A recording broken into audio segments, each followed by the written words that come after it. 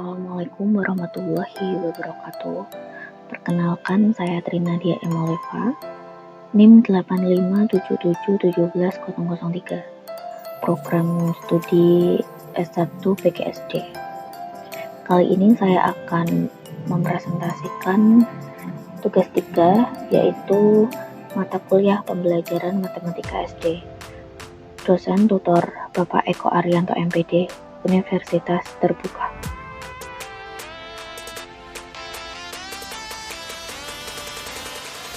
Langsung saja, pada modul 5 yaitu ada jaring-jaring bangun ruang.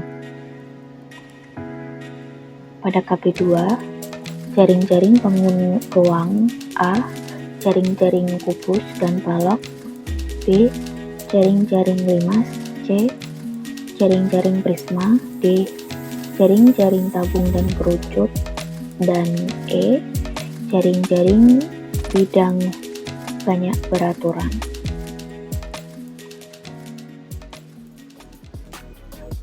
Kemudian definisi jaring-jaring dan bangun ruang.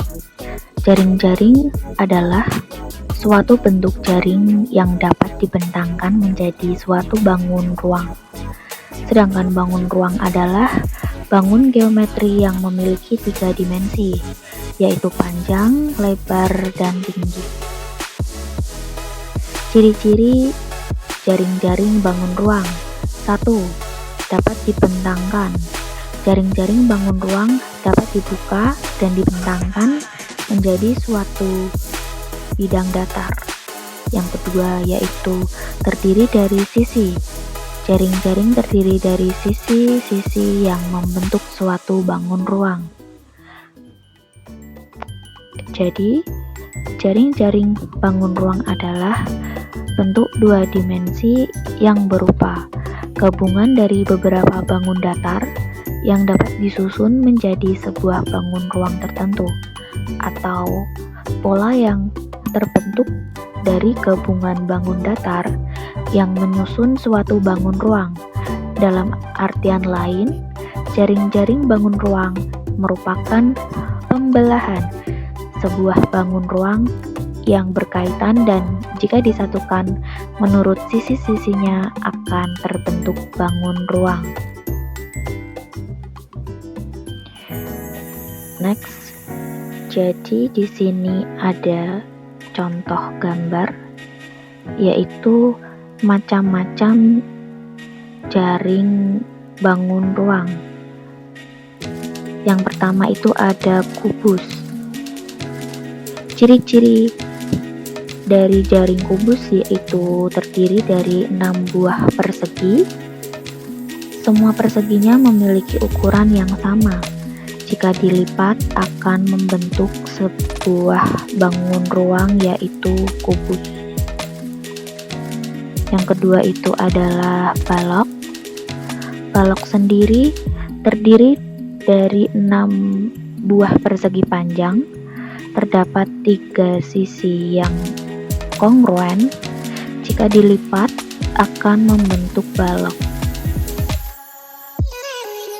Jadi seperti itu contoh jaring-jaring dari balok, bisa dilihat di sisi kanan gambar. Kemudian yang ketiga ada prisma segitiga.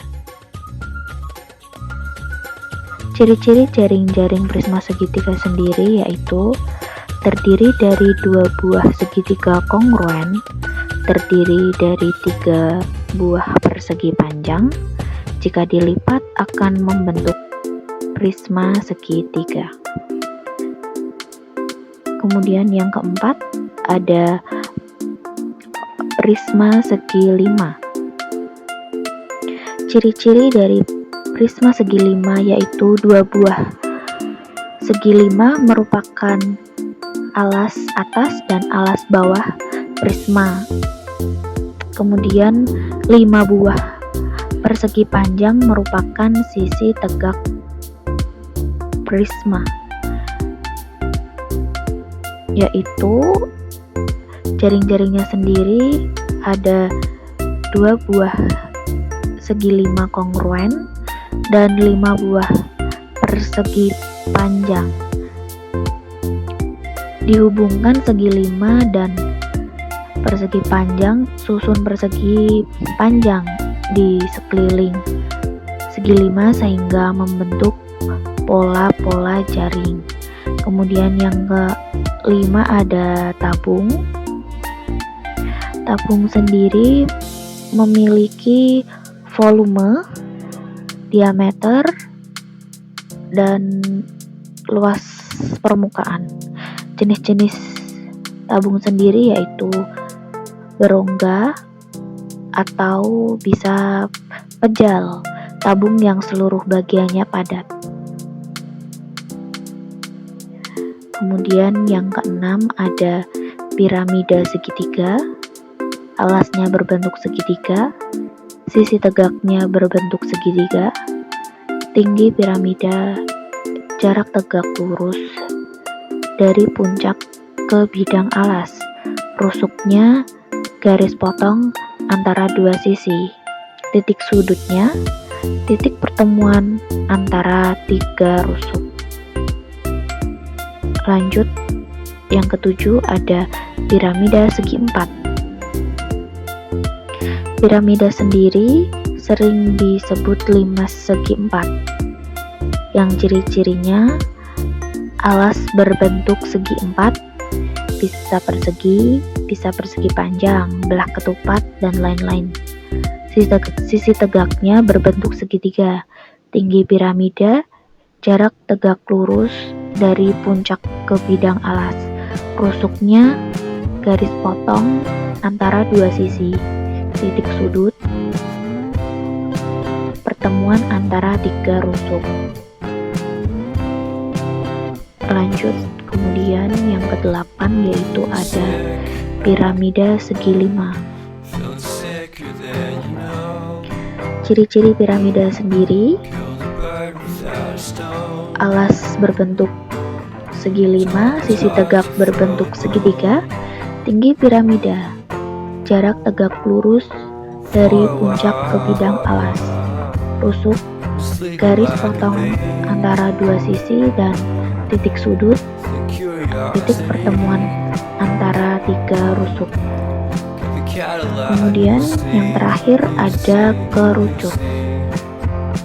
Ciri-ciri dari kerucut adalah alas berbentuk lingkaran yang sempurna, selimut sisi lengkung yang menghubungkan alas dengan puncak kerucut, dan puncaknya titik paling atas adalah kerucut. Jarak tegak lurus dari puncak ke lingkaran alas, garis pelukis garis miring yang menghubungkan titik pada lingkaran alas dengan puncak kerucut. Jadi kesimpulan yaitu pemahaman jaring-jaring bangun ruang sangat penting untuk visualisasi dan pemahaman bentuk tiga dimensi. Dengan mempelajari berbagai jenis jaring-jaring, kita dapat membangun pemahaman yang lebih baik tentang geometri ruang dan aplikasi di berbagai bidang.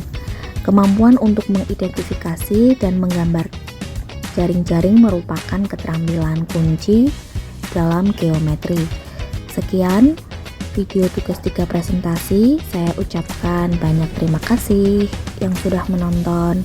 Assalamualaikum warahmatullahi wabarakatuh.